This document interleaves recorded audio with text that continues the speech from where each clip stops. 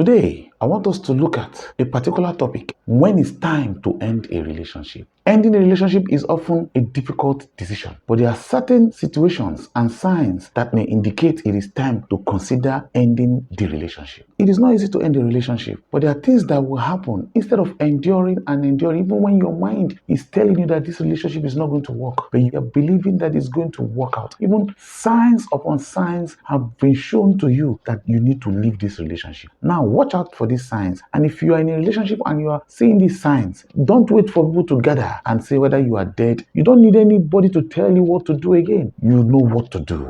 One of the signs that you will experience in a relationship that will make you understand that you need to end that relationship now. Number one sign: when you have constant conflict and abuse. Healthy relationship requires communication, compromise, and mutual respect. However, if you find yourself caught in a circle of constant conflict, disrespect, or emotional abuse, physical abuse, then you need to know that you must take a decision immediately. Any form of abuse, be it physical, verbal, or psychological, it is a clear indication of an unhealthy and potentially dangerous relationship that should be terminated. No matter what, as far as abuse is there, you must understand that you need to terminate it. Don't think that it will end in marriage. No. For example, your partner is always belittling you, manipulating and controlling you, and you feel emotionally drained and unable to express yourself freely due to fear of what he's going to do. You notice that each time he manipulates you, you notice that he belittles you, both in public, both in private. He controls your behavior. Anything you want to do, if it is not the way he says it, he can never accept it. Be careful. That is a sign that you need to end that relationship. There are many people in relationships that they are supposed to have ended long time ago, but they are believing in change. They are encouraging themselves to believe that that person will change. How long have you been believing that that man will change,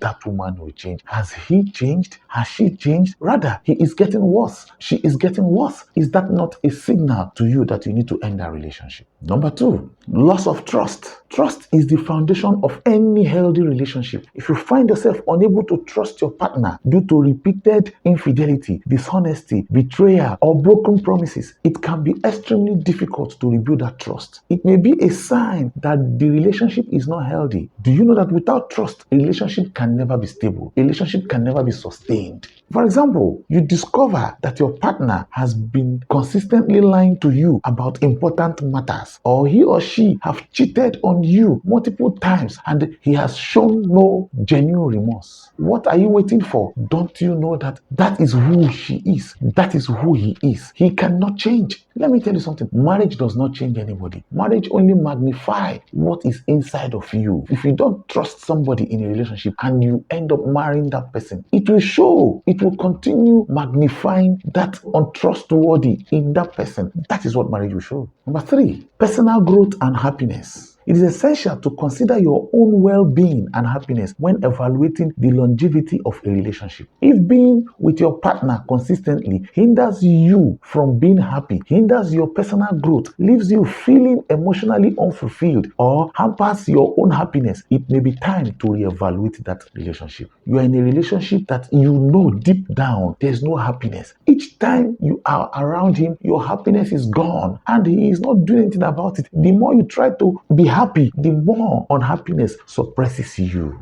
That's a sign. You can't be in a relationship and you're not happy. If you are not happy, that means there's a problem. You can't force yourself to be happy. Happiness comes as a result of what you are doing, what you are seeing. In fact, happiness is not one-sided. You are in a relationship and you're not happy. You are in a relationship, you feel you are being drained. You feel the happiness in you has dried up because you feel unfulfilled. You are not even growing. All what you planned for yourself, for your future, they all fizzled out before your very eyes. Then it is an indication that there is a problem. It's an indication that you need to reevaluate that relationship.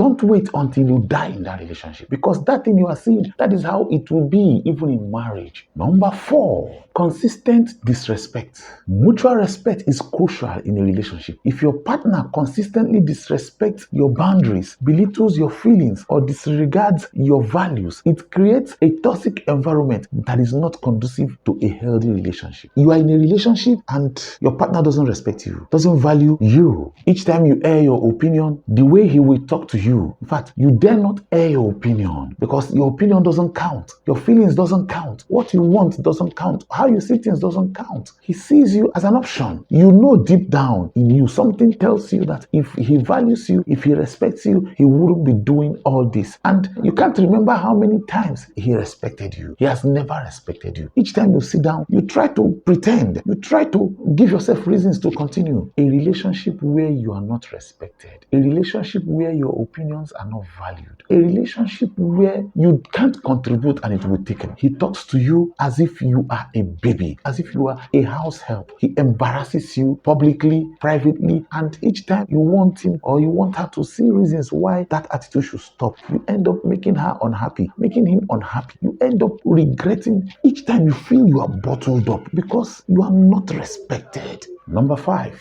incompatible future plans. A successful long-term relationship often involves shared aspirations and goals. If you and your partner have incompatible visions for the future, or if major life decisions such as having children, career ambitions, living arrangement, it's not aligning, it can lead to hardship and resentment in marriage. Your plans are not the same. You are always thinking of how your tomorrow will be, your future will be, but your partner is always thinking of today. He doesn't care about tomorrow. Each time you try to talk him or talk her into planning, the two of you doing something meaningful to secure your future, you notice that it will end up in quarrel. Why? Because the two of you don't share goals. You don't share future goals, future plans together. You need to reevaluate that relationship, because if you end up marrying that person, somebody will suffer, and the person likely to suffer is you, because somebody will be the one laboring more, whereas the other person will be the one spending, enjoying more without contributing, because your future plans, your future goals are not compatible. It is a sign. Reevaluate that relationship.